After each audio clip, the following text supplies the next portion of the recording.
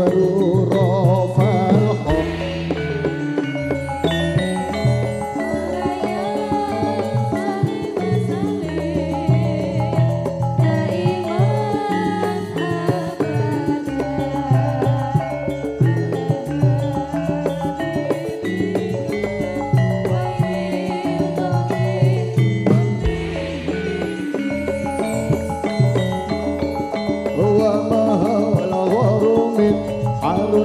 بالخرمين وكل ترسيم المشرعي محفي عابي وصدق بالقمر حيث كل زارما وهم يكلون خير من عليه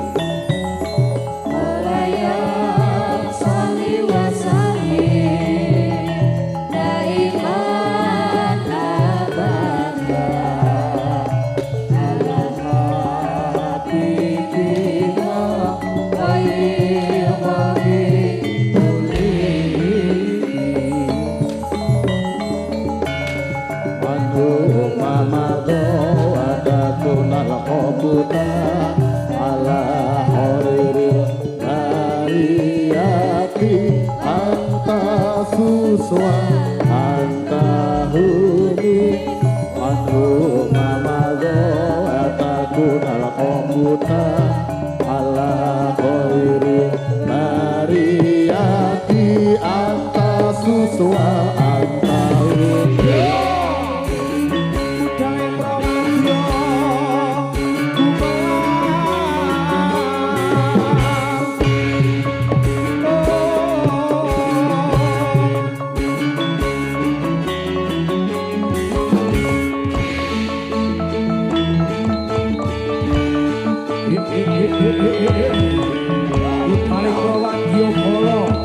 Cikro Bidal Jumangga Anggelar Budaya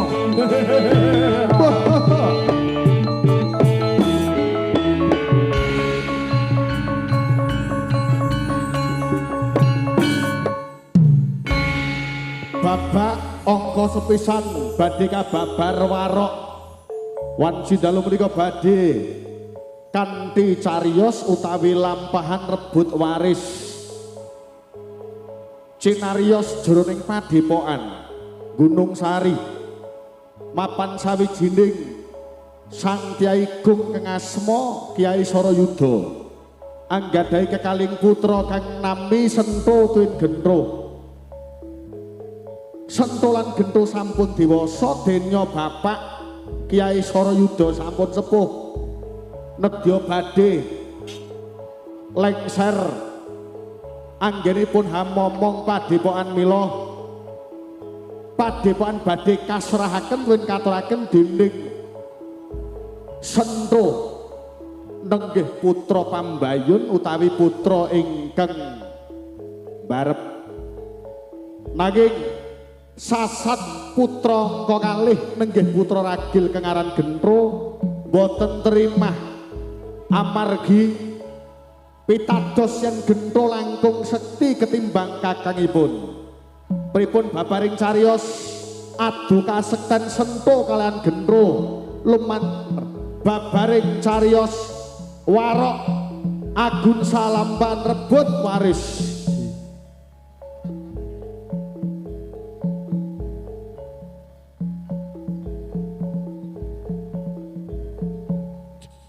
Bapak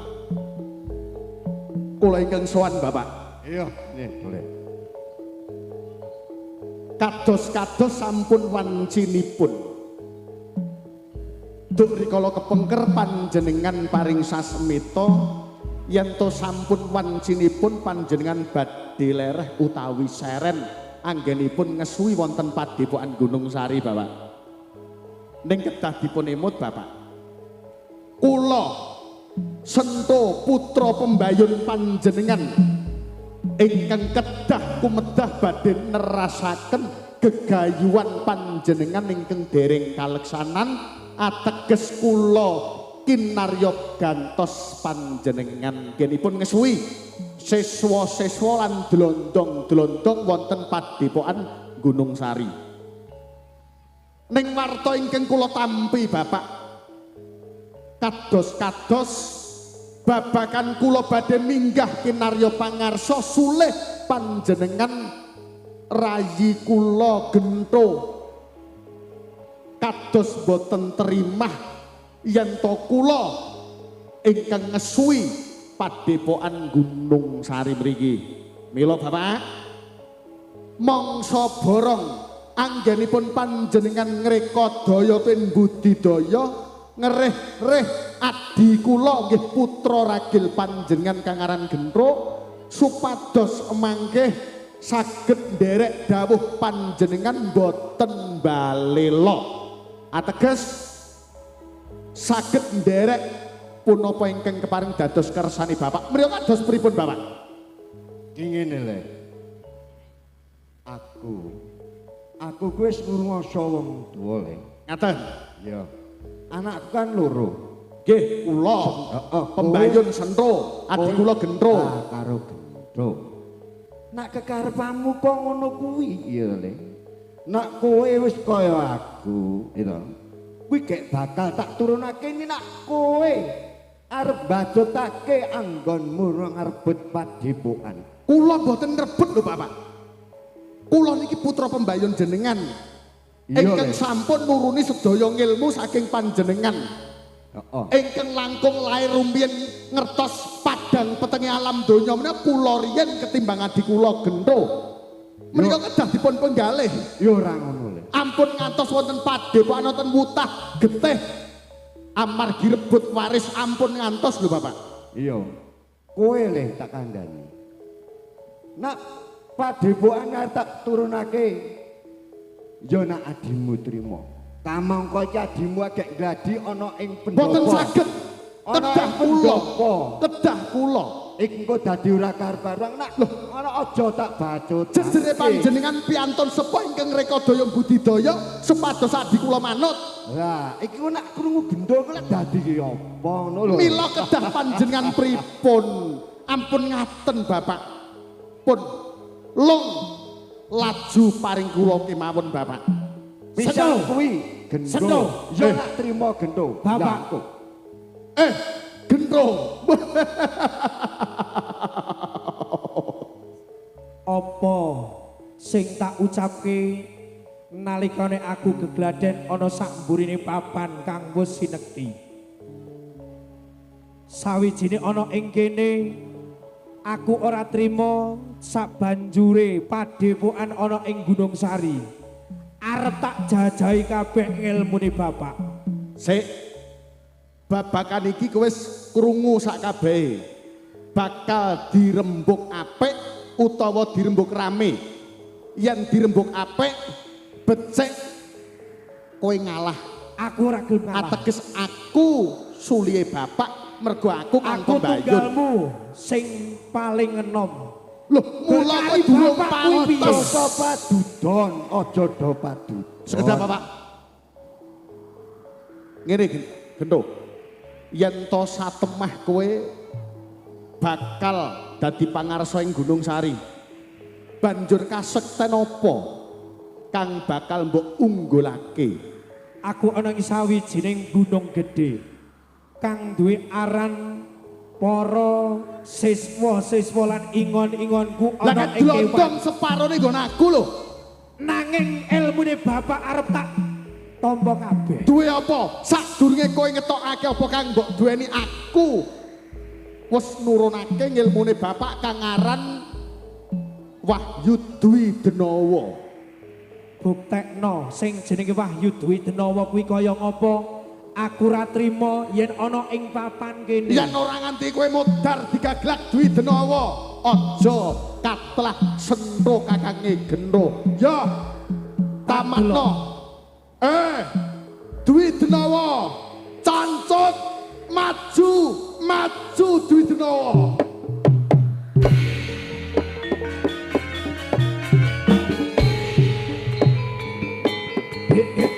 Waspadakno Gento.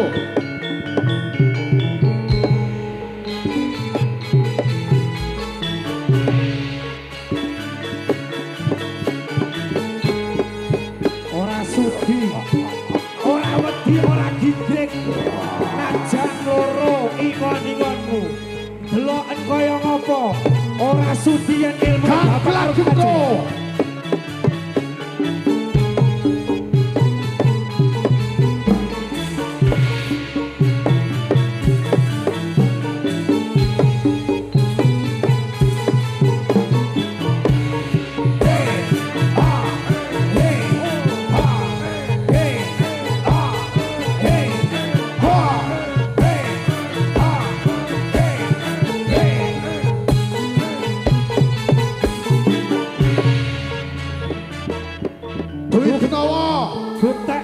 buktekake siapta loro ora sudi yen ngilmune bapak arep tak tanding-tandinge marang aku.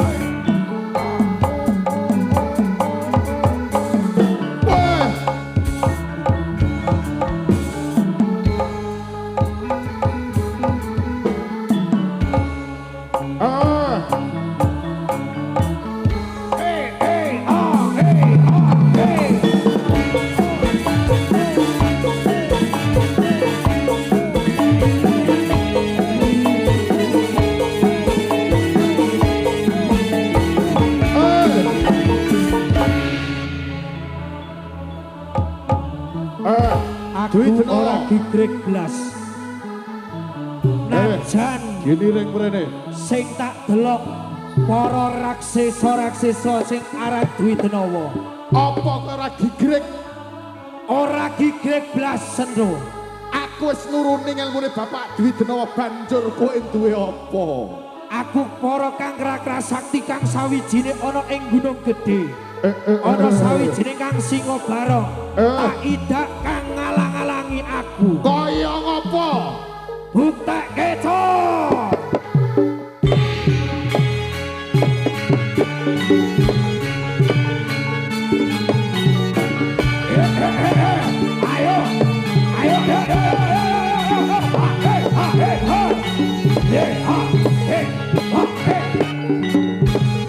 Ora gigrek blas.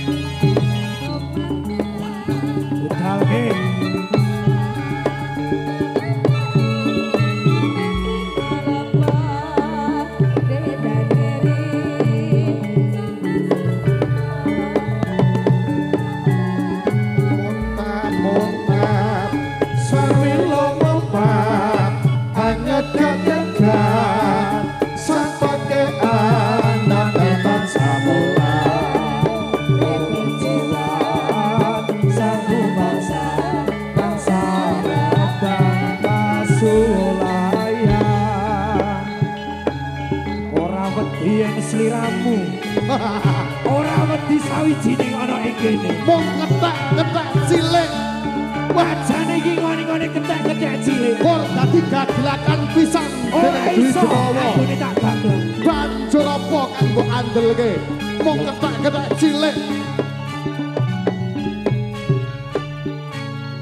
para ketek-ketek jikokno kang ingone-ingone dhewe ana ing Gunung Gedhe arek rene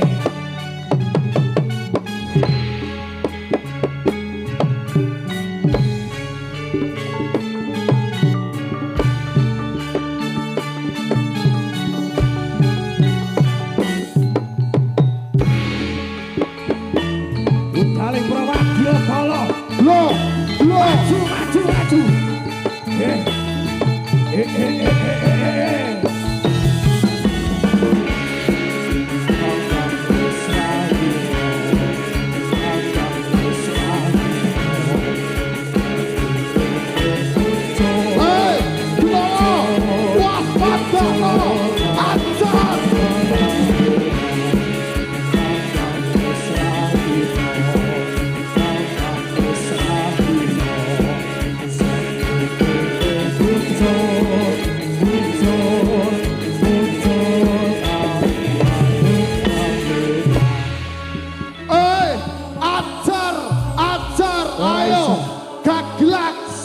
sawijining ana ing papan kene.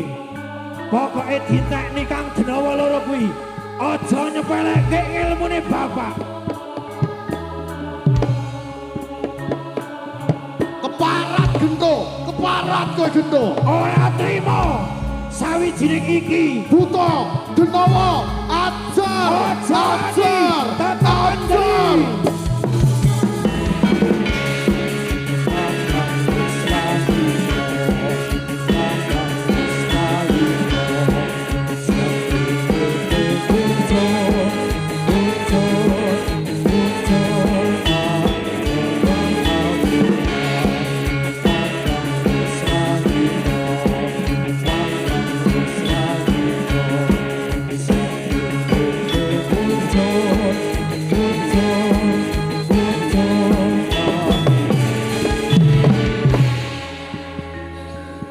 Sawijining ana ing kene.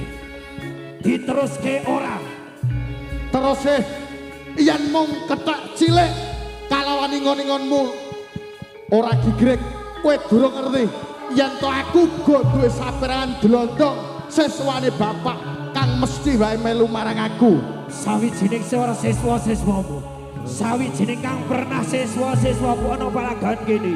Mau aku ngrungokke aku ning Parat tetep do bali ning Bali, papanmu. Bali ning papanmu. Singo barong. Bali ning Gunung Gedhe. Aja rene. Yen durung tak panggil aku ora arep kalah. Yen sawijining para siswa-siswaku babat pokoke.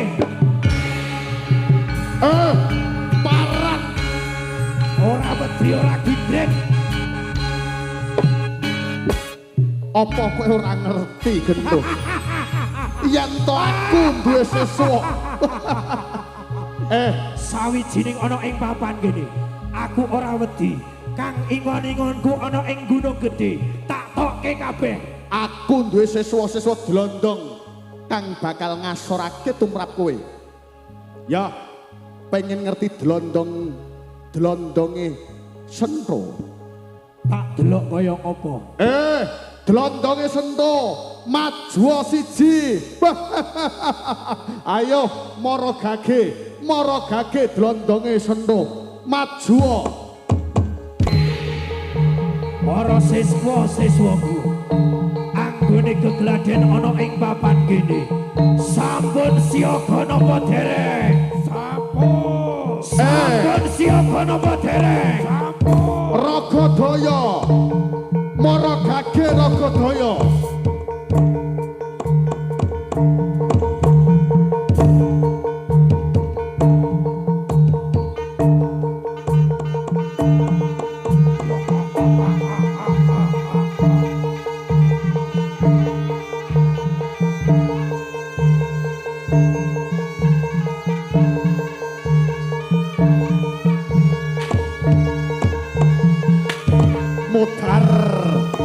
Putar Gento.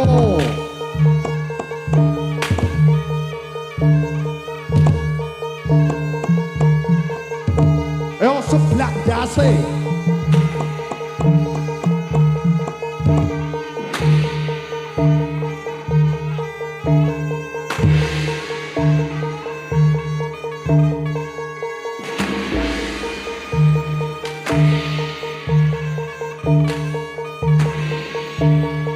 Cukup. Ragadaya waspadakno dlondong-dlondonge siswa-siswa suku sakabeh. Ayo tandang karya. Para siswa-siswaku anggone gegladen ana ing papan kene. Sampun siaga napa dereng? Sampun siaga napa dereng? Budal keso.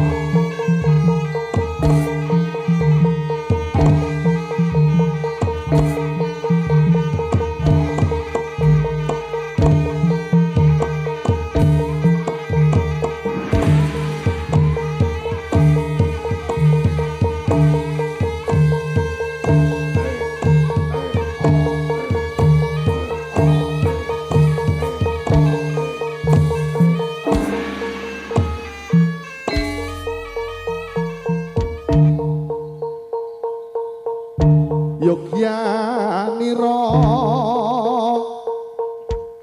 kang para prajurit lamun bisa sira hanulada do ing uni cari tane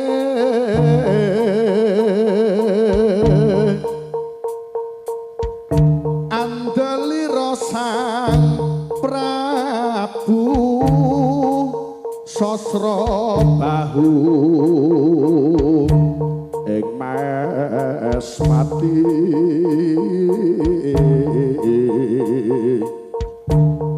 aran Patih Swanda lelabuhanipun kang kinelung triprakara gunakaya purune kang den antepe nuhun nitrah utama tandang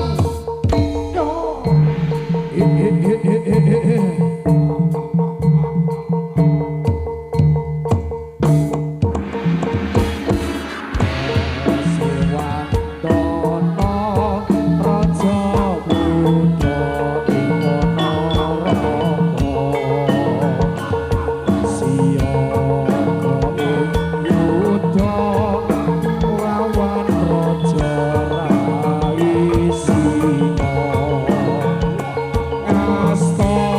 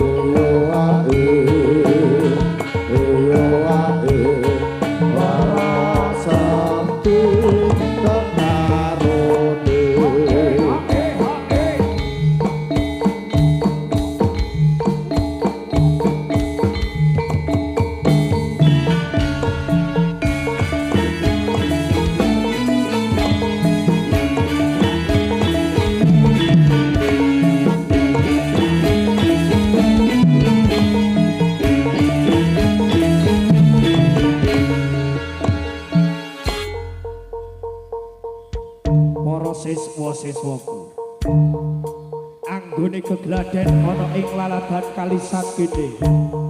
Aja gawe gelo ning atiku. Kang ngalang-alangi ana ing papan kene bapak ora trima. Aku ya ora trima. Yen sendok arep dadekke sawijining para siswa-siswaku hancaku kabeh. Sing penting sampun siaga napa dereng? Sampun siaga napa dereng? Bidal kejo.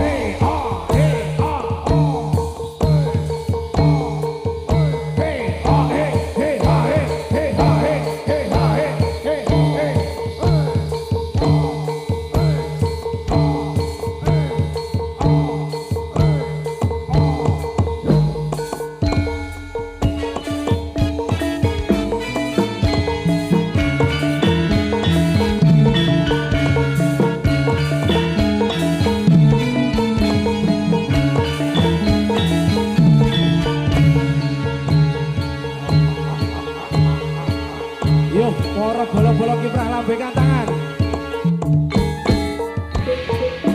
Maes kembang kapang kenor lur lan kendang kempul wis dinabuh nut wirama gambuh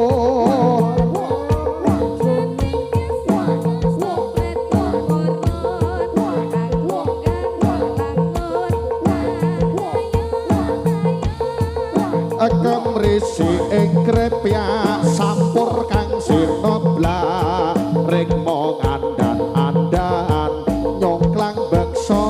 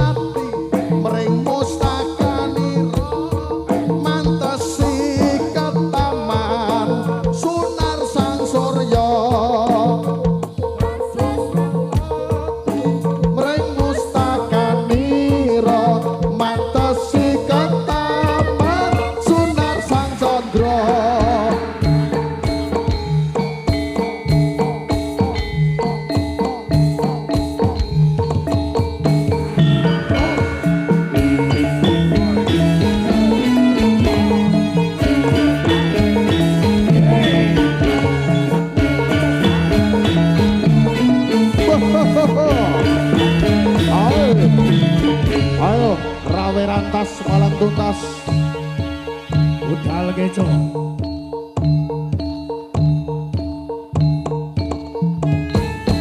Zaman wis akhir, zaman wis akhir.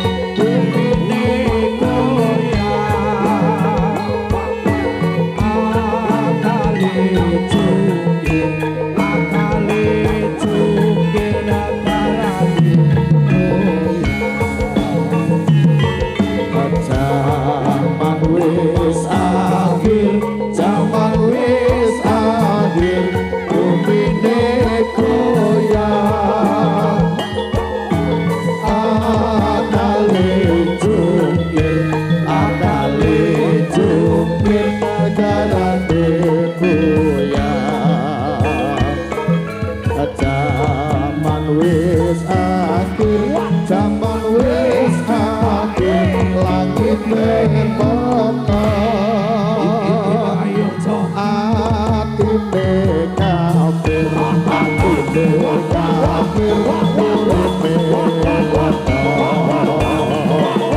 Zaman wis akhir, zaman wis akhir, banjir bandang.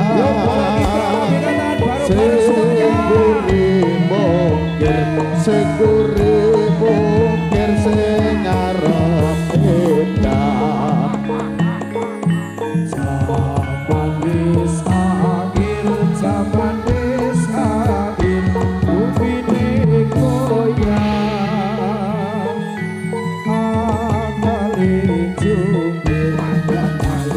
jungkir negarane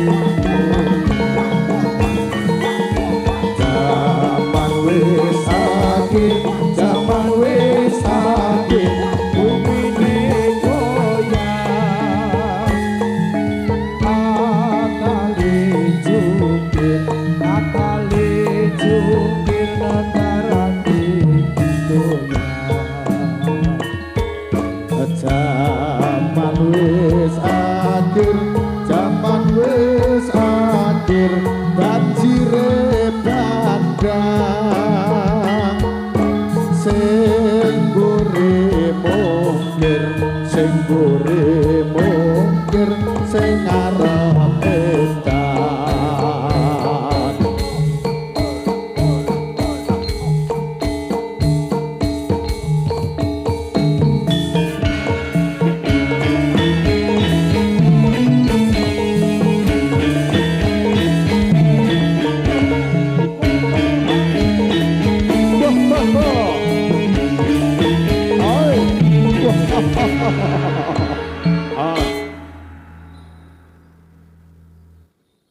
Agunsa Indonesia.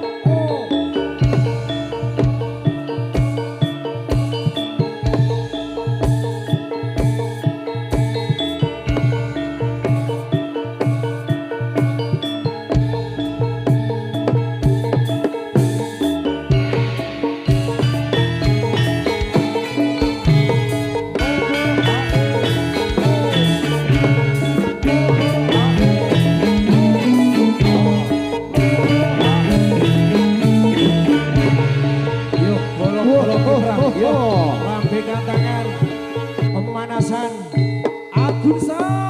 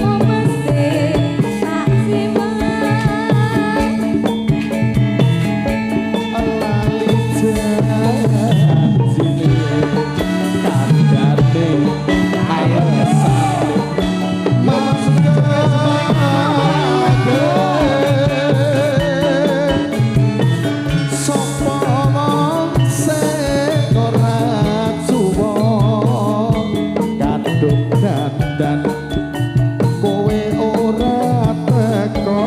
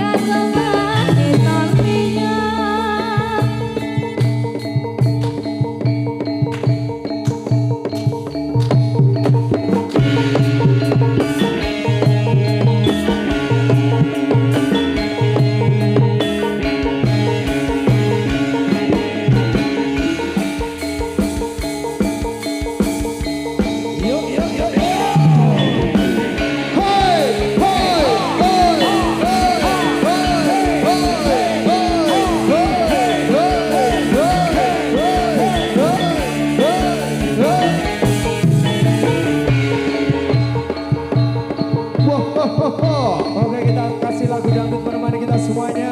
Bersama kita sedut-sedut untuk Anda semuanya.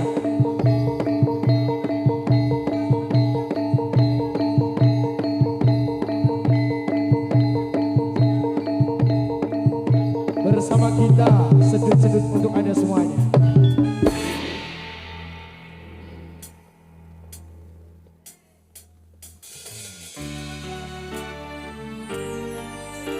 Bersama kita goyang semuanya dulur. Yuk bolo-bolo, joget semuanya. Sing penting aman, cinta, damai. Tepuk tangan kalisan. Duwe omah sing ra bersih, kebakat tresna, kebakat silan sayang.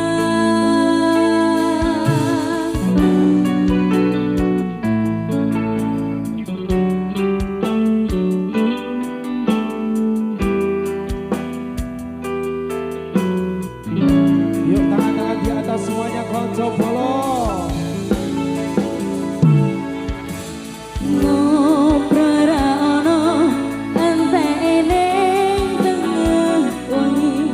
Tete